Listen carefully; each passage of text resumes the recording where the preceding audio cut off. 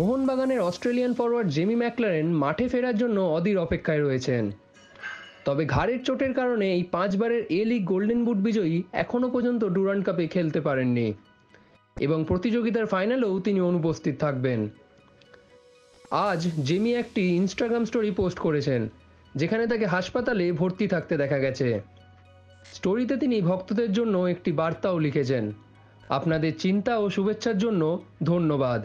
আমি ভালো আছি এবং এখন একটি ছোট্ট ঘাড়ের চিকিৎসা করেছি। এখন সম্পূর্ণ মনোযোগ আমার সুস্থতার দিকে।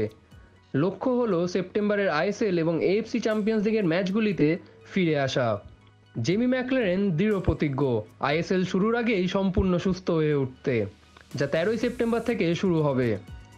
এমনকি ক্লাব সূত্রেও জানা গেছে জেমিকে শুধু ঘাড়ের সামান্য চিকিৎসার জন্যই হাসপাতালে ভর্তি করা হয়েছে। জিমে ওজন তোলার সময় ঘাড়ে চোট পেয়েছিলেন এই জেমি ম্যাকলারেন, যা তাকে প্রায় 3 সপ্তাহ ধরে মাঠের বাইরে রেখেছে। তবে তার ইনস্টাগ্রাম স্টোরি থেকে আশা করাই যায় যে তিনি দ্রুত সুস্থ হয়েই মাঠে ফিরবেন।